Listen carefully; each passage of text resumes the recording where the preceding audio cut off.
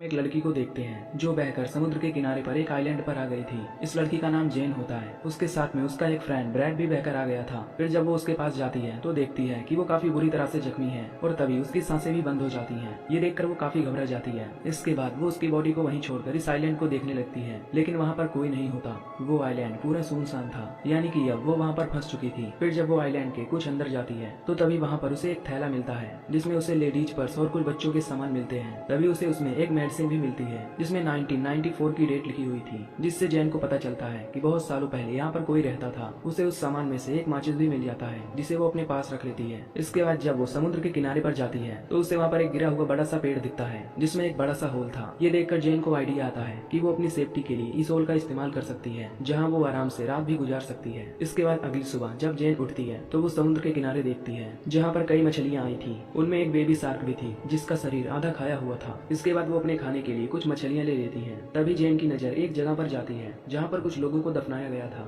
इनमें 3 ग्रेव होती हैं। ये देखकर जैन भी अपने दोस्त के लिए एक ग्रेव खोदती है क्योंकि अब उसकी बॉडी सड़ रही थी। इसके बाद अगले दिन जैन जब उस आइलैंड का चक्कर लगा रही होती है तो तभी वो देखती है कि किसी ने उसके दोस्त को ग्रेव से निकालकर उसे आधा खा लिया है। ये देखकर जैन काफी घबरा जाती है और उसे कुछ भी समझ नहीं आता कि आखिर ये काम कौन कर सकता है। उसे लगता है कि ये काम जरूर किसी जानवर का है, इसलिए अब वो एक लकड़ी को नुकीला करती है और अपने लिए एक औजार बनाती है। इसके बाद वो आइलैंड के बाहर बैठकर उस जानवर का इंतजार करने लगती है। अब कुछ देर बाद रात हो जाती है और तभी जैन की आंख भी लग जाती है, लेकिन वो जानवर अभी तक नहीं आया था। अगली सुबह जैन समुद्र में देखती है जहाँ पर उसे एक सूटकेस दिखाई देता है। वो उस सूटकेस को लेने का सोचती है, इसलिए वो समुद्र में जाती है और तैर कर वो सूटकेस को ले लेती है। तभी उसे नीचे कुछ महसूस होता है, इसलिए वो नीचे जाकर देखती है। तभी उसे वहाँ पर एक बड़ा सा होल दिखता है जिसे देखकर वो काफी हैरान हो जाती है। वो तुरंत ऊपर आ जाती है। इसके बाद जब वो बाहर आती है तो वो सूटकेस को खोलती है। उसमें उसे शूज और कुछ कपड़े मिलते हैं। ये देखकर वो उन कपड़ों को पहन लेती है। इसके बाद जब रात होती है तब जैन उस सामान को चेक करने लगती है। तभी उसे उसमें कुछ फोटोज दिखाई देती हैं जिसे वो देखने लगती है और तभी जैन को पता चलता है कि एक फैमिली यहाँ पर छुट्टियां बिताने के लिए आई थी, जिनमें एक कपल और उनके 2 बच्चे शामिल थे।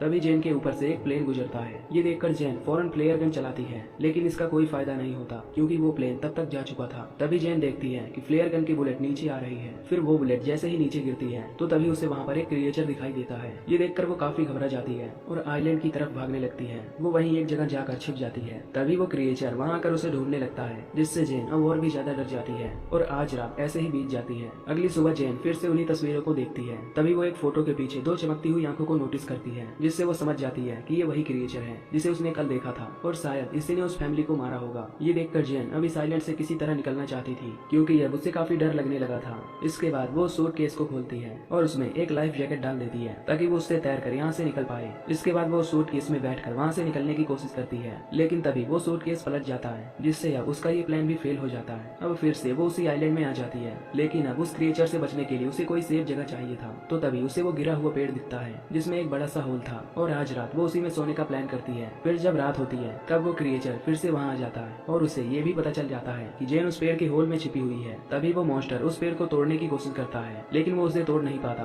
और थक हार कर वहाँ से चला जाता है। अगली सुबह जैन उस पेड़ के होल से बाहर निकलती है। तभी वो देखती है कि उस क्रिएचर ने उस पेड़ पर कई वार किए थे, जिससे वो पेड़ टूट गया था। इसके बाद वो उससे बचने के लिए एक नया प्लान तैयार करती है। फिर वो समुद्र में जाकर उसमें कुछ छोटी मछलियां गिराती है, जिससे वो एक बड़ी मछली को पकड़ती है। इसके बाद वो उस मछली को वहीं एक पेड़ से टांग देती है। उसका प्लान था कि जब वो क्रिएचर यहाँ आएगा तब वो उस मछली को खाकर यहाँ से चला जाएगा, जिससे उसकी जान बच जाएगी। अब अगली सुबह जैन उठकर देखती है कि उसका ये प्लान काम कर गया। उस क्रिएचर ने यहाँ आकर उस मछली को खा लिया था, जिससे वो बच गई थी। तभी जैन की नजर समुद्र के किनारे पर जाती है जहाँ पर किसी की बॉडी तैर रही थी। ये देखकर वो फौरन उस बॉडी के पास जाती है, जहाँ वो देखती है कि वो बॉडी काफी सड़ चुकी है। ये देखकर उसके मन में आइडिया आता है। फिर वो उस बॉडी को भी वहीं पेड़ पर जाकर लटका देती है ताकि वो क्रिएचर आकर उस बॉडी को खा सके और यहाँ से चला जाए। अब उसके लिए यहाँ एक दिन भी जीना काफी मुश्किल हो गया था। आज रात के लिए उसने अपने लिए एक गड्ढा बनाया होता है जिसमें जाकर वो छुप जाती है और उस क्रिएचर के आने का वेट करने लगती है। फिर जब रात होती है तो तभी वो क्रिएचर वहाँ पर आता है। जैन उस क्रिएचर को पहली बार देखती है। वो उसे देखकर काफी डर जाती है। तभी वो क्रिएचर उस बॉडी को खा जाता है। तभी जैन को अपने ऊपर से कुछ आवाजें आती है, इसलिए वो जैसे ही ऊपर देखने के लिए उठती है तो तभी उसे उस क्रिएचर के पैर दिखाई देते हैं। ये देखकर जैन काफी घबरा जाती है और खुद को शांत रखती है। अगली सुबह जैन जब उठती है तब वो अपने लिए एक सेफ जगह चाहती है। अब क्योंकि उसने उस क्रिएचर की हाइट देख ली थी तो वो अपने लिए एक झूला तैयार करती है ताकि वो क्रिएचर उस तक ना पहुंच सके। फिर वो उस झूले में जाकर छुप जाती है। अब जब रात होती है तब वो क्रिएचर फिर से यहाँ पर आता है, पर तभी उसे वहाँ जैन के होने का एहसास हो जाता है। तभी वो उस झूले वाले पेड़ को जोर जोर से हिलाने लगता है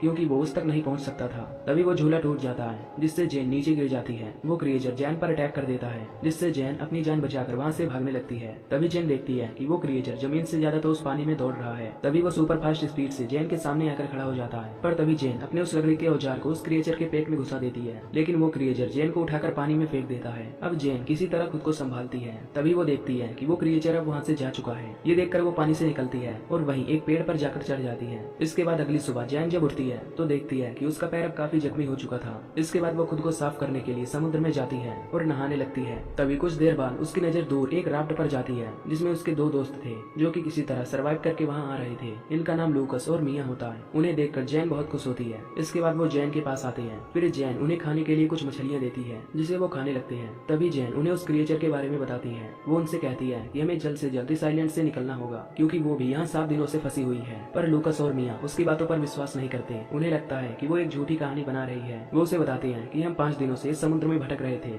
और अब जाकर हमें ये आइलैंड मिला है, इसलिए वो दोनों यहाँ से नहीं जाना चाहते थे। तभी जैन उन्हें वो तस्वीरें भी दिखाती है, जिसमें वो क्रिएचर भी साफ साफ दिखाई दे रहा था, पर फिर भी वो दोनों यहाँ से नहीं जाना चाहते, जिससे जैन समझ जाती है कि ये दोनों उसकी बात नहीं मानेंगे। इसलिए अब वो इनसे छिपकर इनकी राफ्ट लेकर यहाँ से भागने का सोचती है। तभी वो उनकी राफ्ट से यहाँ से निकलने की कोशिश करती है, लेकिन तभी वो दोनों उसे पकड़ लेते हैं। तभी मिया जैन पर अटैक कर देती है, जिससे वो बेहोश हो जाती है। इसके बाद जब उसकी आंख खुलती है तब वो खुद को बंधा हुआ पाती है और अब रात भी हो चुकी थी। तभी वो लूकस को समझाकर खुद को खोलने के लिए कहती है, पर लूकस और मिया उसकी एक नहीं सुनते। इसके बाद मिया उस आइलैंड पर घूमने के लिए जाती है और लूकस वहीं जैन के पास से रुकता है। इधर जब मिया वॉक कर रही होती है तो तभी वो क्रिएचर पानी से निकलकर उस पर अटैक कर देता है। उसकी चिल्लाने की आवाज सुनकर लूकस तुरंत वहाँ पर जाता है। वो क्रिएचर मिया को पानी में खींच लेता है और उसे मार डालता है। ये देखकर लूकस बहुत डर जाता है। वो भागकर एक पेड़ पर चढ़ जाता है। अब सुबह हो जाती है, लेकिन लूकस अभी भी उस पेड़ से नहीं उतरता, क्योंकि अब उसे जैन की बातों पर विश्वास हो गया था। ये देखकर जैन उसे समझाती है और बताती है कि वो क्रिएचर केवल रात में ही आता है। ये सुनकर लूकस की जान में जान आती है और वो उस पेड़ से नीचे उतरता है। इसके बाद जैन लूकस से कहती है कि हमें जल्द से जल्द इस आइलैंड से निकलना होगा।